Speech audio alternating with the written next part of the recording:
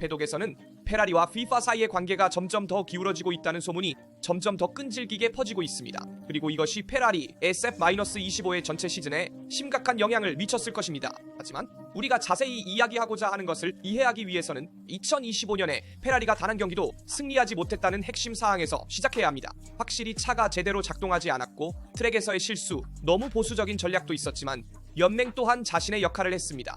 오늘의 영상에서는 왜 그런지, FIFA가 어디에 개입했는지, 왜 페라리 트랙 그룹이 위험에 처했는지, 그리고 몇몇 멤버가 마라넬로를 떠날 수 있는지를 살펴보겠습니다. 파트레스의 해밀턴에 대한 발언도 보고 르클레르 사인츠에 대해 이야기하며, 특히 왜 레드불이 모두가 이미 2026년을 생각하고 있을 때 2025년에 여전히 차를 개발하고 있는지를 이해해야 합니다. 시작하기 전에 지지의 의미로 좋아요를 남겨주시고 이제 모든 것을 자세히 살펴봅시다.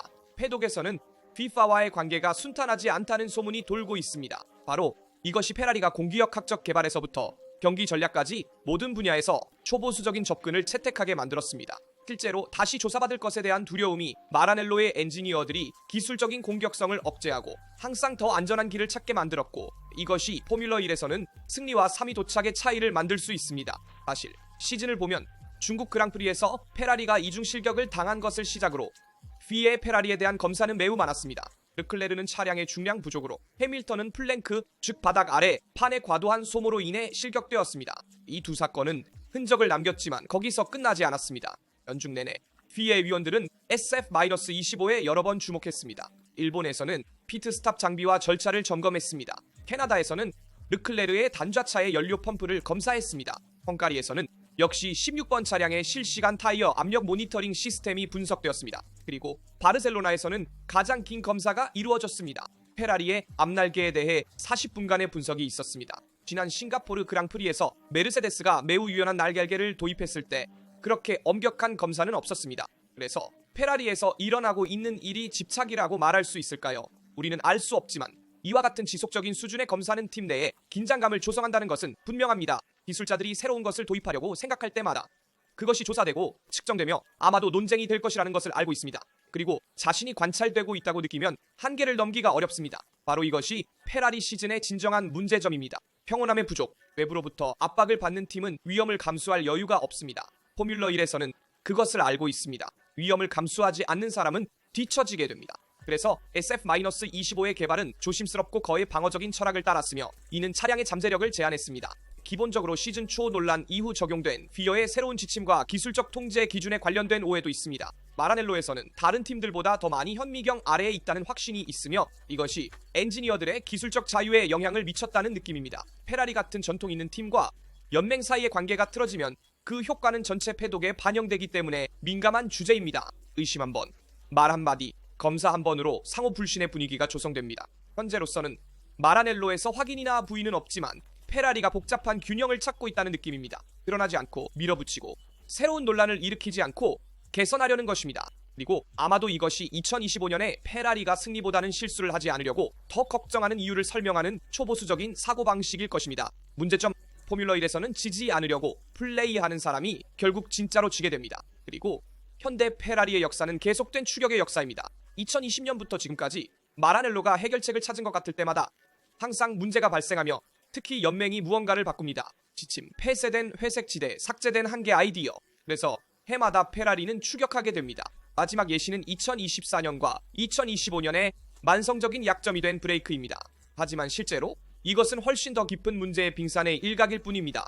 규정의 경계까지 몰아붙인 극한의 성능 추구, 그리고 모든 것은 2020년 2월 바르셀로나 테스트 며칠 후에 시작되었습니다. SF-1000은 신뢰를 주지 못하고 페라리의 얼굴들은 긴장되어 있습니다. 차량은 특히 직선 구간에서 느려 보입니다.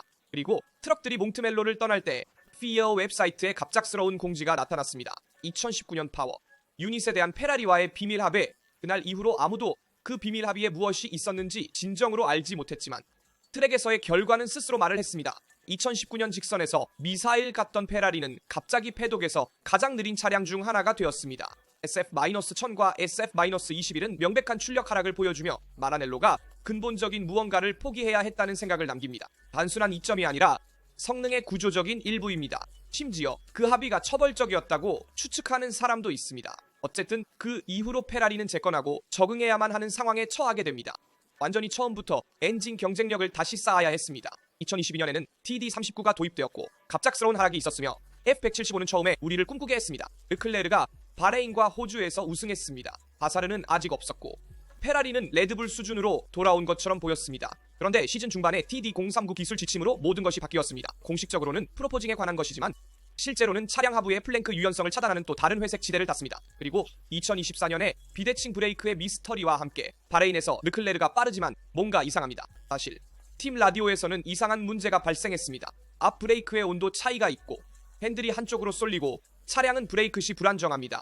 몇 달 후 피아는 비대칭 제동을 생성할 수 있는 모든 시스템을 규제해서 금지한다고 명확히 했습니다. 공식적으로는 일반적인 경고지만 비공식적으로는 레드불에게 보내는 메시지입니다. 그리고 바레인 사건과 관련하여 페라리에게도 메시지를 보냅니다. 그때부터 페라리는 리프트 M 코스트를 점점 더 자주 사용하기 시작했습니다. 2025년 스페인 그랑프리에서 피에는 제동 관리 뒤에 창의적인 시스템이 없는지 확인하기 위해 르클레르의 차량을 검사했습니다. 요컨대 2시즌 동안 페라리의 브레이크는 아킬레스건이었습니다. 그리고 해밀턴도 팀에 도착하자마자 즉시 불평했습니다. 요컨대 2019년 비밀 엔진에서 TD39, 2025년 플랭크의 브레이크까지 명확한 일관성이 있습니다. 페라리는 너무 회색 지대와 연맹에 의존하고 있습니다. 레드불은 규제상의 지렛대와 틈새를 잃어도 여전히 경쟁력이 있습니다. 메르세데스는 네에스를 제거했음에도 계속해서 승리하고 있습니다. 맥라렌은 10바퀴 문제를 해결하고 여전히 빠릅니다. 반면 페라리는 무너집니다. 지침이 문을 닫을 때마다 마라넬로는 기반 없이 남아있기 때문입니다. 그리고 이것이 진정한 약점입니다. 단단한 기술적 기반을 구축하지 않고 부유하기 위해 규제상의 지름길을 쫓는 것입니다. 즉시 승리해야 한다는 끊임없는 압박에서 비롯된 접근 방식입니다. 그래서 페라리는 팀과 기술 구조로서 유기적으로 성장하는 대신 규제의 경계선에서 이 균형 속에 계속 머무르고 있습니다. 현재 토니날리가 겪고 있는 압박에도 주목해야 합니다. SF25가 여전히 설득력이 없을 때 토니날리의 트랙 그룹이 의문을 받고 있기 때문입니다. 사실 무대 뒤에서는 분위기가 무거워지고 있으며 바서르와 몇몇 주요 인물들 간의 긴장이 고조되고 있는 반면 해밀턴은 경주 주말 동안 팀이 일하는 방식에 대한 상당히 직접적인 의견을 담은 새로운 내부 문서를 보냈다고 합니다. 프레데릭 바서르가 확인된 후 시즌 초의 평온함은 오래 가지 않았습니다. 오늘날 마라넬로에서는 불화, 떠날 준비가 된 엔지니어들, 그리고 명확한 방향을 찾지 못하는 팀에 대해 이야기하고 있습니다. 싱가포르에서 위기의 사진이 명확하게 드러났습니다. 금요일에는 경쟁력이 있어 보이지만 토요일과 일요일에 신호등이 켜지자마자 완전히 리듬과 일관성을 잃어버린 차량입니다. 너무 많이 반복된 시나리오, 좋은 롱런, 성장하는 자신감, 그리고 그 후의 하락입니다. 적절한 창에 넣기 어려운 차와 조정된 방식으로 반응하지 못하는 그룹의 고전적인 문제입니다. 그리고 이것이 바로 트랙에서의 작업을 책임지고 있는 토니날리 팀에 주목하게 만들었습니다. 내부 소식통에 따르면 토니날리의 위치는 더 이상 그렇게 견고하지 않습니다. 문제는 기술적일 뿐만 아니라 방법론적입니다. 절차를 재검토하고 의사소통을 개선하며 무엇을 언제 결정하는지에 대한 명령 체계에 너무 많은 혼란이 있습니다. 이런 맥락에서 루이스 해밀턴의 움직임도 포함됩니다. 7회 세계 챔피언인 그는 몬자와 싱가포르의 어려운 주말 이후 전략, 프로세스 및 프리프랙티스 관리에 대한 직접적인 의견을 담은 기밀 보고서를 페라리 수뇌부에 보냈다고 합니다. 사실상 해밀턴은 팀이 그를 중심으로 일하는 방식에 더 많은 발언권을 갖고 싶어 하지만 이는 종종 모든 것을 지연시키는 내부 관료주의와 충돌합니다. 그리고 메르세데스와 레드불이 강력하게 밀어붙이고 있는 이 단계에서 이는 엄청난 문제입니다. 그룹의 여러 엔지니어들도 마라넬로를 떠날 것을 고려하고 있는 것처럼 보이며 바서르가 이미 연락한 다른 엔지니어들은 2026년을 대비해 기술 영역을 강화하기 위해 곧 합류할 예정입니다. 바사르는 이미 새로운 지휘 체계를 마련했지만 분위기는 여전히 팽팽합니다. 모든 결정은 위기 또는 혁명의 신호로 해석됩니다. 그리고 사실은 페라리가 취약한 정체성의 단계를 겪고 있다는 것입니다. 이름을 바꾸거나 다른 팀에서 몇 명의 기술자를 데려오는 것만으로는 충분하지 않습니다. 현재로서는 보이지 않는 통일된 비전이 필요합니다. 그리고 시즌이 진행될수록 페라리를 다시 승리 경쟁으로 이끌 수 있는 리더로 보였던 바서르에 대한 신뢰를 잃는 사람들이 점점 더 많아지고 있으며 현재는 전직 드라이버 및 기자들의 다양한 공개 성명에 점점 더 많은 비난을 받고 있습니다. 그는 현재 페라리가 겪고 있는 위기의 표적이 되었다고 할 수 있습니다. 1978년 세계 챔피언인 마리오 안드레티가 자신의 의견을 말합니다. 프레데릭 바서르에 대한 신뢰를 잃고 있는지에 대한 질문에 그는 단호하고 냉정하게 예라고 답했습니다. 한마디지만 지진을 일으키기에 충분합니다. 안드레티는 단순히 포뮬러 1의 전설이 아니며 2026년 공식적으로 월드 챔피언십의 지니 플락 포뮬러 1의 이사회 멤버로서 적어도 처음 몇 년 동안 페라리 엔진으로 경주할 것입니다. 최근 체결된 전략적 동맹은 이제 마라넬로 경영진에 대한 신뢰의 균열과 함께 이미 시작될 위험에 처해 있습니다. 바사르는 최근에 단연 계약을 체결했습니다. 그는 균형을 이루려는 시즌 초의 소문을 잠재우는 데 성공했지만 2025년의 성과로 인해 모든 논의가 다시 시작되었습니다. 사실 2024년 마지막 경기까지 견고한 맥라렌과의 싸움을 벌이며 컨스트럭터 챔피언십에서 경쟁했지만 2025년에는 승리가 없었고 5번의 연속 경기에서 포디움에 오르지 못했으며 이미 6경기를 앞둔 상태로 컨스트럭터 챔피언십을 마감한 맥라렌과의 격차가 점점 커졌습니다. 만약 캐딜락의 최고 경영진 중 한 명이 이미 데뷔 전에 페라리 팀 프린시펄을 신뢰하지 않는다고 공개적으로 선언한다면 패독에 전달되는 메시지는 파괴적입니다. 그러나 안드레티는 한 가지를 명확히 하고 싶었습니다. 그의 불씨는 페라리가 아닌 바세우르를 향한 것입니다. 실제로 그는 이렇게 말했습니다. 페라리는 페라리이며 언젠가는 항상 돌아올 것입니다. 안드레티가 직면한 문제는 팀 내에 리더십이 없다는 것입니다. 오늘날 페라리에는 리더가 없고 지침이 없으며 무엇보다도 영혼이 없습니다. 모든 발표와 약속에도 불구하고 이 페라리는 한 경기도 이기지 못했습니다. 그리고 오늘 페라리는 컨스트럭터 챔피언십에서 3위에 위치해 있으며 메르세데스와 27점 차이입니다. 참고로 메르세데스는 연초에 주니어 드라이버인 키미 안토널리를 메인팀에 기용했습니다. 그리고 그럼에도 불구하고 메르세데스는 최근 몇 년간 최악의 시즌 중 하나에서 페라리보다 앞서 있습니다. 그리고 캐딜락과의 동맹은 페라리가 공식 페라리뿐만 아니라 다른 차량에서도 2026년에 새로운 엔진을 테스트할 수 있게 하여 페라리에게 큰 이점이 됩니다. 이는 페라리가 과거 하스와 자우버와 함께 가졌던 동일한 이점입니다. 문제는 고객팀조차 팀 관리에 신뢰를 가지지 못한다면 이는 큰 근본적 문제이며 이는 페라리 내부의 안정성에 도움이 되지 않는다는 것입니다. 안드레티가 바세우르의 관리를 비판하는 동안 반면 파트레제는 루이스 해밀턴이 8번째 월드 타이틀을 획득할 수 있는 제한을 설정하려고 합니다. 실제로 리카르도 파트레제에 따르면 해밀턴은 아직 2년의 시간이 남아 있습니다. 싱가포르 그랑프리 이후 해밀턴은 생각하게 만드는 기록을 세웠습니다. 마라넬로에 도착한 이후 18경기에서 포디움에 오르지 못했습니다. 이 기록은 그를 과거에 같은 횟수의 무승을 기록했던 디디에 피로니와 동등한 위치에 놓이게 합니다. 물론 해밀턴은 그의 재능과 7번의 월드 챔피언임을 보여주었습니다. 그는 중국에서 폴 스프린트를 차지했고 중국에서 스프린트 레이스를 승리했으며 마이애미 스프린트 레이스에서 3위를 차지했습니다. 그리고 파트레제가 말했습니다. 루이스는 원하는 모든 것을 할 수 있지만 그는 그의 경력을 좋은 결과로 마무리하고 아마도 8번째 타이틀을 원할 것입니다. 내년에는 새로운 차로 여전히 경쟁할 수 있을 것입니다. 그 후 목표를 달성하지 못하면 아마도 작별을 고할 것입니다. 나는 그의 경험으로 팀을 내부적으로 더 잘 조직하는 방법에 대해 좋은 조언을 줄 수 있기를 진심으로 바랍니다. 해밀턴의 현재 상황이 불안정하여 2년 내에 승리하고 페라리를 다시 승리로 이끌어야 한다면 르클레르는 북은 세계 미래를 믿으며 그에게 부여된 운명이라는 이름을 부정하지 않았습니다. 실제로 그는 이렇게 말했습니다. 사람들이 나를 그렇게 부르는 것이 좋지만 아침에 일어나서 그렇게 생각하는 것은 아닙니다. 내가 바로 그 운명인가? 나는 그것을 압박으로 느끼지 않으며 사람들이 나를 그렇게 부르든 항상 내 목표는 같습니다. 페라리를 정상으로 되돌리는 것이며 그 목표를 이루기 위해 모든 것을 할 것입니다. 내가 진정으로 원하는 것은 후회하지 않는 것이며 뒤돌아보았을 때 이 목표를 달성하기 위해 정말 모든 것을 했다는 것을 알고 싶습니다. 모든 것을 통제할 수는 없지만 나에게 달린 것은 항상 최선을 다할 것입니다. 그리고 사인츠 역시 샤를 르클레르를 지지하며 단일 랩에서 가장 빠른 드라이버는 샤를이라고 말했습니다. 이는 샤를과 렌도 노리스 사이의 도전이 될 것입니다. 하지만 경기에서는 가장 강한 선수는 여전히 맥스 베르스타펜입니다. 이것은 카를로스 사인츠의 생각이며 샤를 르클레르는 165번의 그랑프리에서 27번의 폴 포지션을 차지했으며 종종 이론적으로는 선두에 있지 않아야 할 차로 그렇게 했습니다. 이것은 그를 알론소, 버튼과 같은 많은 월드 챔피언들 앞에 놓으며 그가 예선에서 얼마나 압도적인지를 확인시켜줍니다. 사인츠에 따르면 단일 랩에서 그 수준에 접근할 수 있는 유일한 사람은 랜도 노리스입니다. 그리고 사인츠에 따르면 그러나 경기에서 가장 뛰어난 선수는 여전히 맥스 베르스타펜이며 그는 타이어 관리, 경기 페이스 읽기, 그리고 어떤 조건에서도 적응하는 능력에서 절대적인 기준점입니다. 레드불에 대해 이야기하자면 우리는 유연한 날개의 문제와 밀턴 케인즈 학교의 2026년을 대비해 계속해서 업데이트하기로 한 내부 결정을 봐야 합니다. 실제로 그들은 내년을 위한 프로토타입으로 2025년 차를 사용합니다. 말이나 베이 주말 동안 온보드 이미지는 이상한 무언가를 드러냈습니다. 메르세데스는 새로운 전면, 날개를 도입했으며 플랩의 굽힘이 명확하게 보였습니다. 기술적으로 규정의 한계 내에 있지만 있어서는 안 되는 굽힘입니다. 실제로 날개의 내부 구조는 완전히 재설계되었습니다.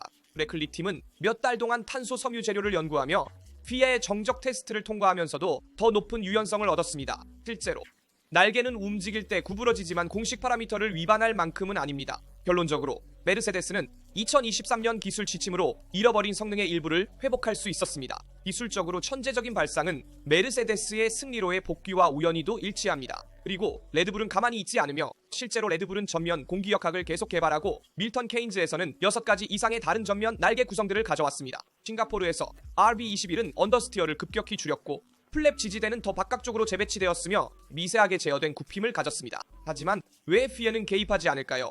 차량이 규정에서 정한 테스트를 준수하는 한 연맹은 개입할 구체적인 근거가 없습니다. 이 때문에 패독에서는 많은 사람들이 2025년의 공기역학 전쟁은 미세한 굽힘에서 승패가 갈릴 것이라고 공개적으로 말하고 있습니다.